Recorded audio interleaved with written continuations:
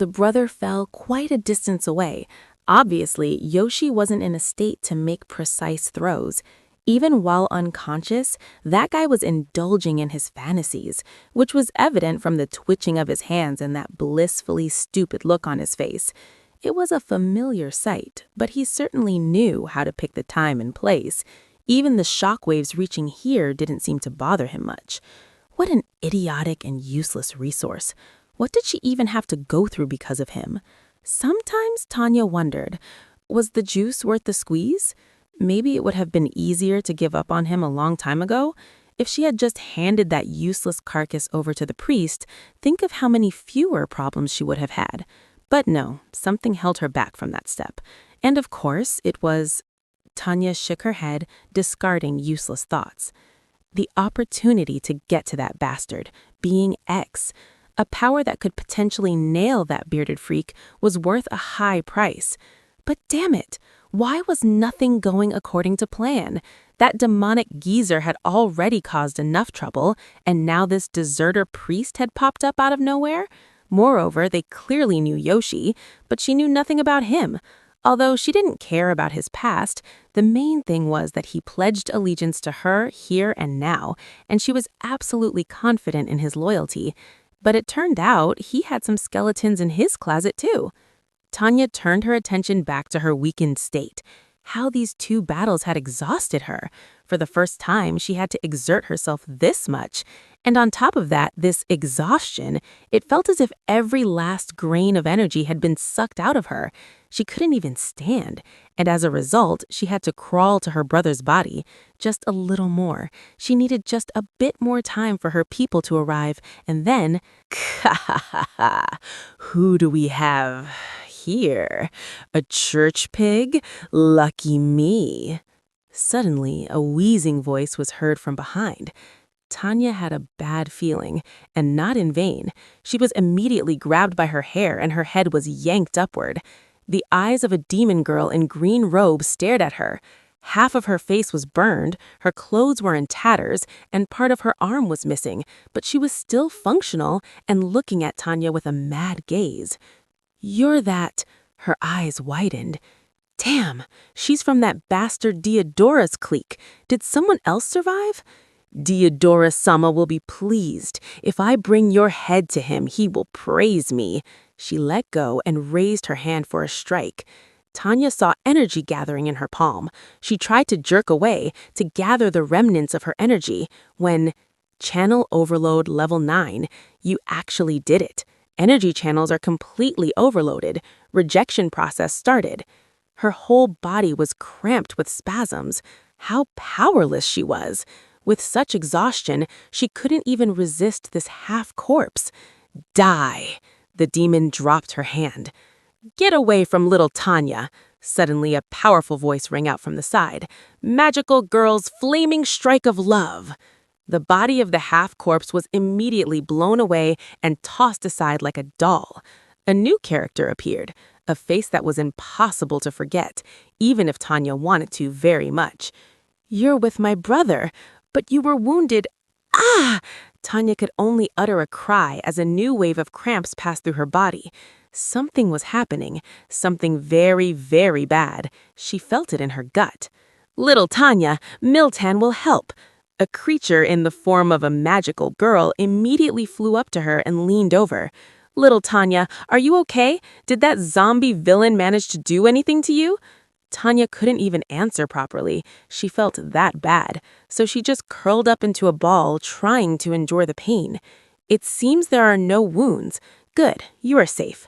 There were no external wounds, but inside, it felt as if everything was being twisted in a washing machine. "Little Tanya, I have to ask something.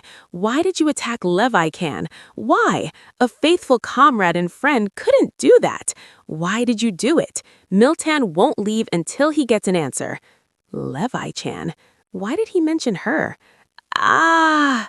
Tanya had no idea what this idiot was spouting, but the pain inside reached its apogee. She couldn't even keep her mouth shut.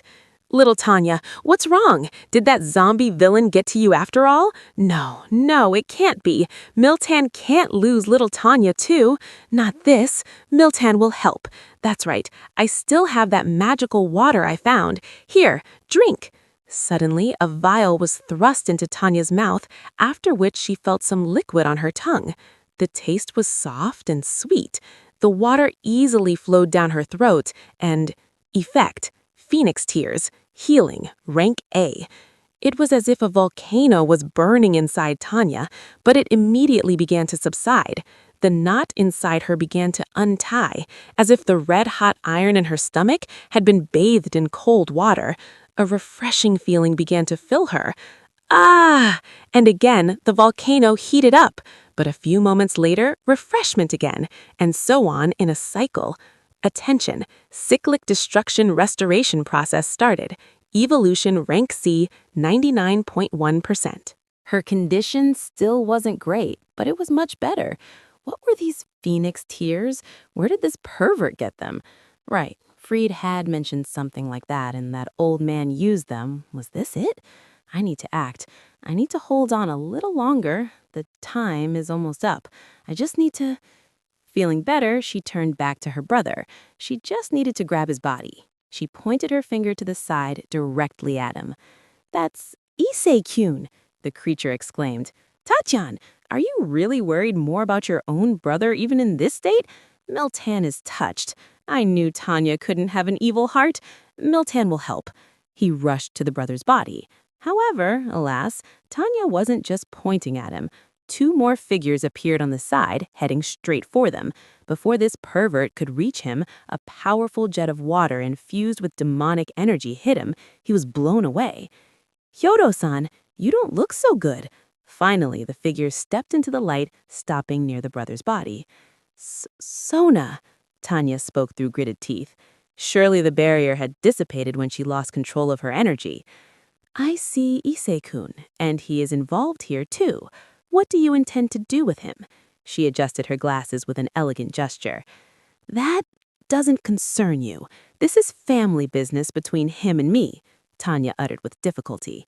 Sona's expression didn't change. "You know, Hyodo-san, I would agree with you, if only Issei-kun's younger sister turned out to be a dangerous terrorist. I'm taking both of you into my custody and...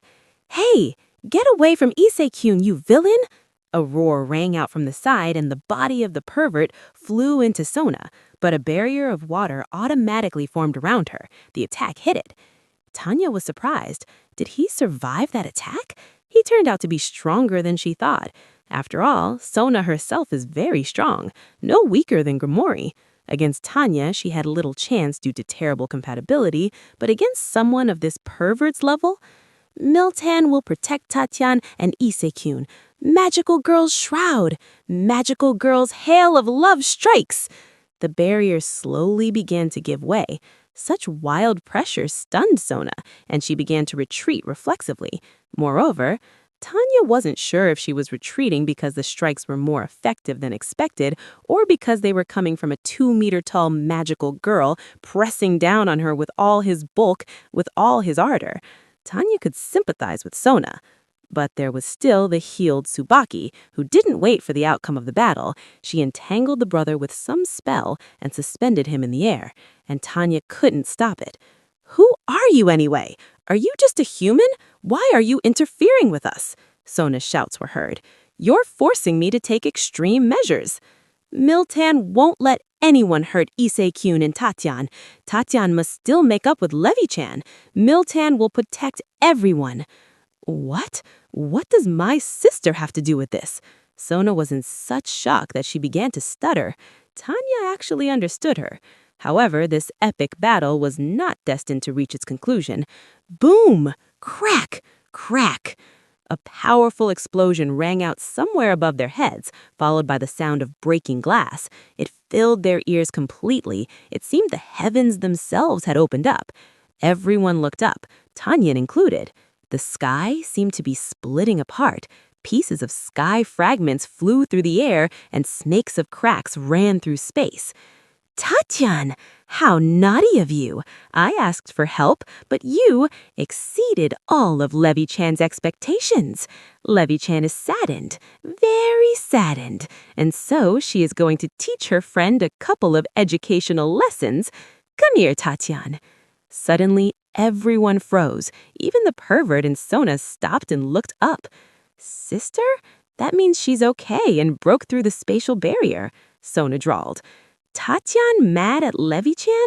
No, the important thing is Levy-chan is okay. Miltan knew it. Now they can make up, he exclaimed joyfully, looking up. There, in the air, a silhouette was gathering, seeming to consist of shards of ice and water. Foo, in the name of Leviathan, you will be mine, Tatyan. She smiled slyly, raised her hand, and boom. A powerful pressure crashed down on the space around them.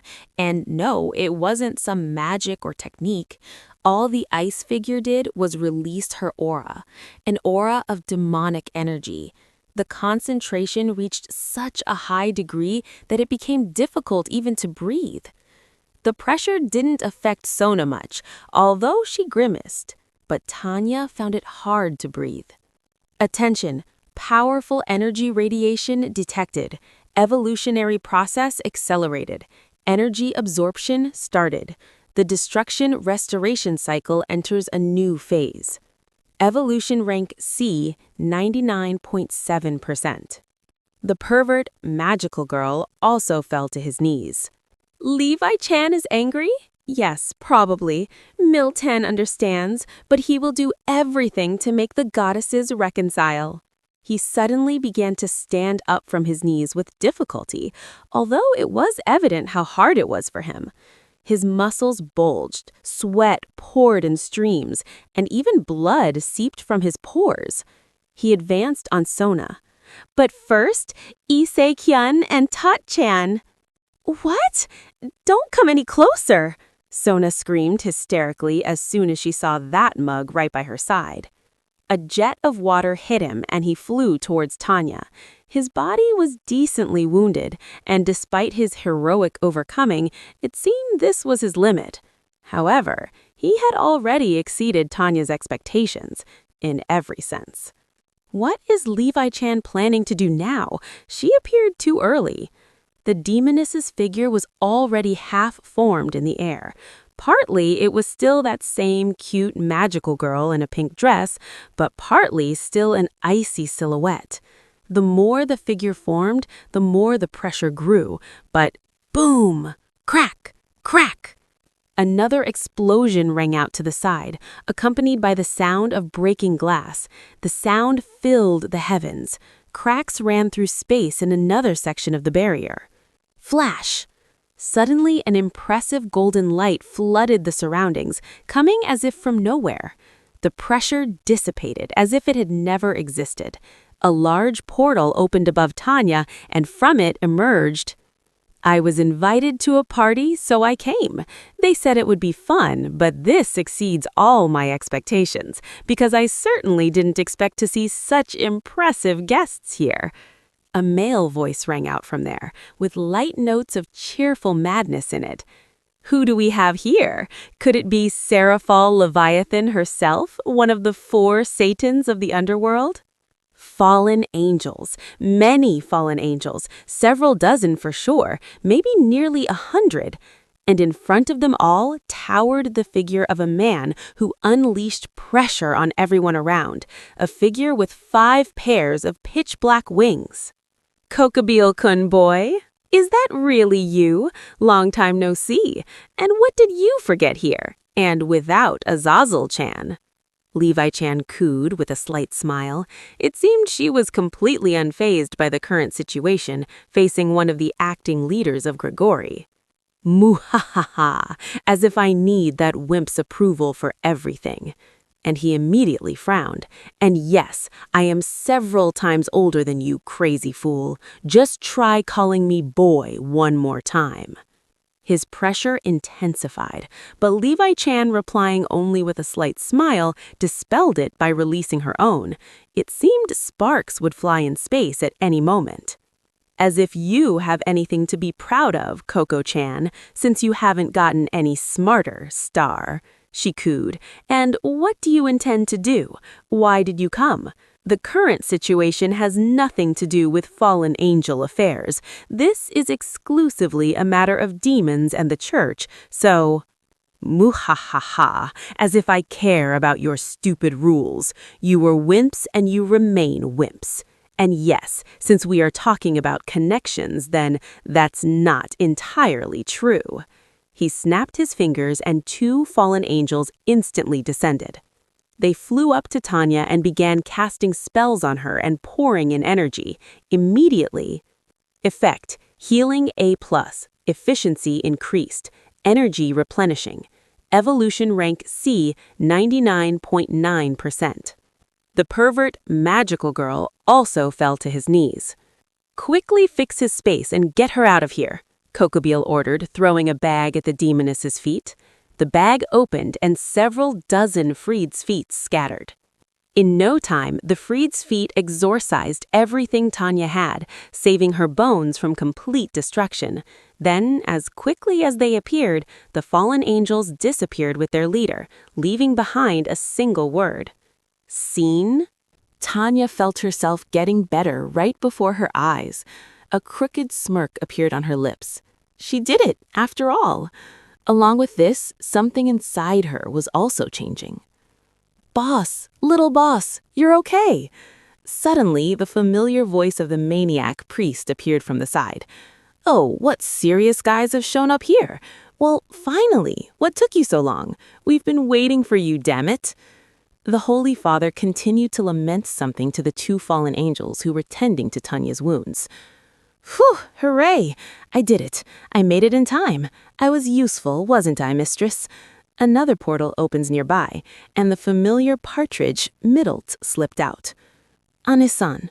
Wow, what a mess! What is starting here? A number of other voices were heard from behind. Finally, her people had arrived. Just in time, no doubt about it. The only thing missing was... thud. Another massive body crashed down nearby. Mangled armor, an exhausted body. The helmet was missing. Dents everywhere, but the body was still moving. Yoshi. Tanya pointed at him, and the fallen angels switched to him. In addition, they also stared threateningly at the person in white and gold robes not far from them. Ha! Just as I thought. Fallen angels after all. Damn it! Came from the priest in white, or rather tattered black. His entire body was covered in wounds of varying severity. His left eye was missing entirely. It was obvious how exhausted he was. Looks like today is your lucky day. The trash survived after all. But never mind. This isn't the end. We will meet soon, Saint Hudo Tatiana, very soon, and I have nothing left to catch here. He crushed some object. A black shadow arose beneath him, which instantly entwined him, and he vanished. But Tanya wasn't even listening to him. She felt that something was happening to her organism, and it was some completely new feeling, and it caused anxiety.